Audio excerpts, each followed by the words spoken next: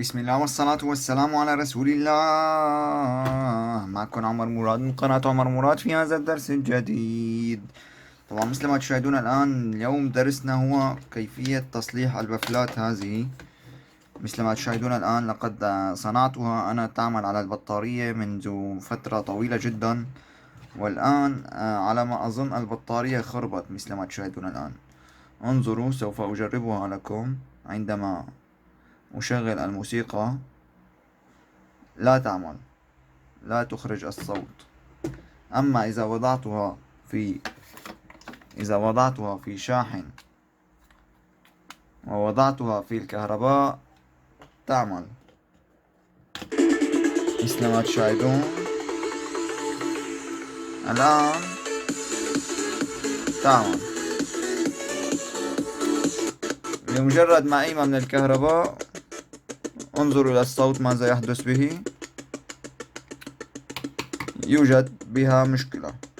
الآن سوف نعلمكم كيفية إصلاح هذه المشكلة وتركيب بطارية جديدة من سامسونج. مثل ما تشاهدون الآن بطارية سامسونج قديمة، لقد استخرجتها من بطارية لابتوب. يجب أن يكون قوة البطارية هذه كحد أقصى 5 فولت.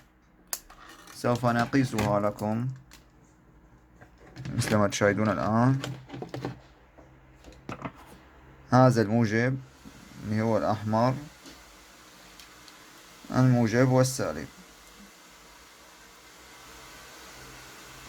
مثل ما تشاهدون الآن قوتها 4 فولت، تشحن بطاقة 5 فولت.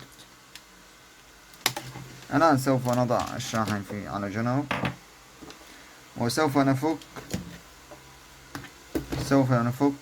العلبة الذي وضعنا بها البطارية،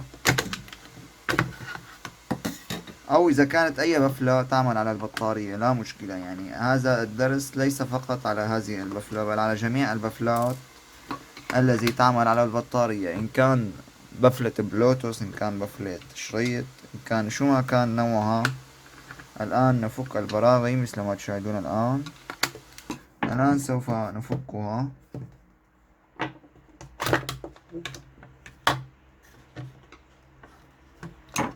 كما تشاهدون معي هذا هو البفل، وهذه البطارية التي ركبناها منذ فترة.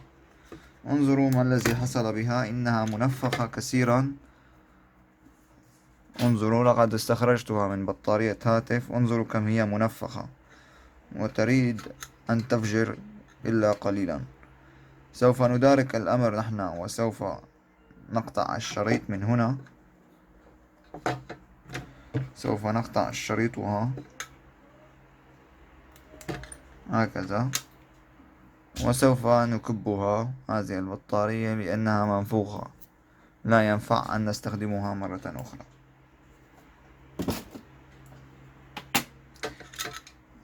الآن طريقة التوصيل، سوف نزلط الشريط هذا بهذه الطريقة.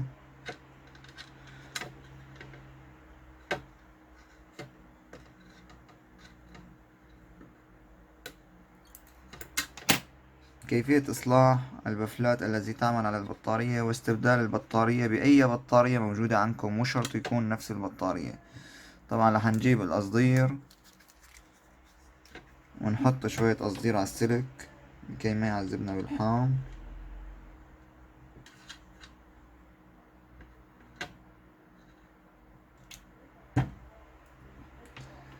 والآن سوف نأتي في البطارية هذه، وسوف نضع الشريط السالب على سالب البطارية الذي هو خلف البطارية، وسوف نلحمه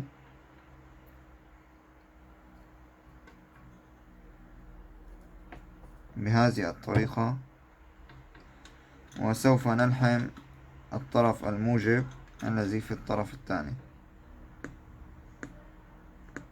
انظروا، سوف نشغل أول شيء. سوف نجرب لكم البفلة بعد توصيلها. الآن لقد وصلنا البطارية، يجب أن تعمل الآن. سوف نجربها لكم.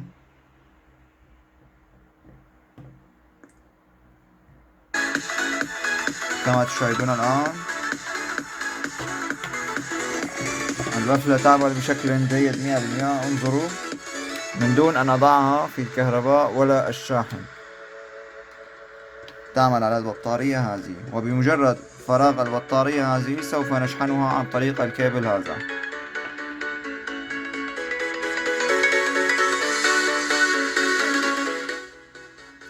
كما تشاهدون معي الآن سوف أضع هذه البطارية هنا.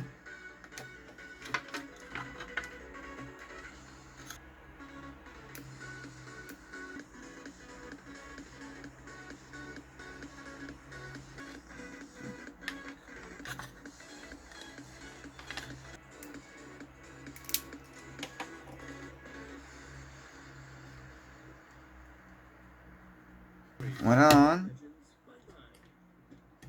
سوف نسكرها ونرجعها مثل ما كانت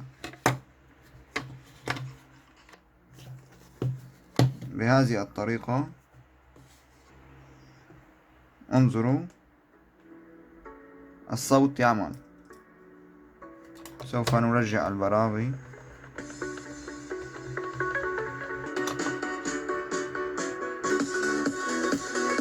وسوف أضع البلاستيكة في مكانها. والآن سوف ننظر كيفية الاستخدام.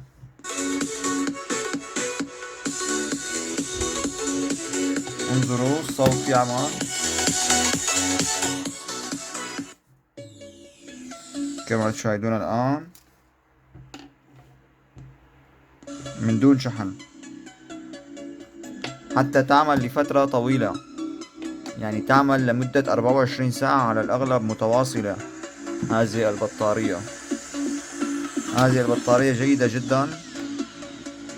هذا هو كان درسنا اليوم. بتمنى يكون نال إعجابكم. إذا عجبكم هيك فيديوهات من قناة عمر مراد لا تنسوا تحطوا لايك وسبسكرايب للقناة. كان معكم عمر مراد، والسلام عليكم ورحمة الله وبركاته.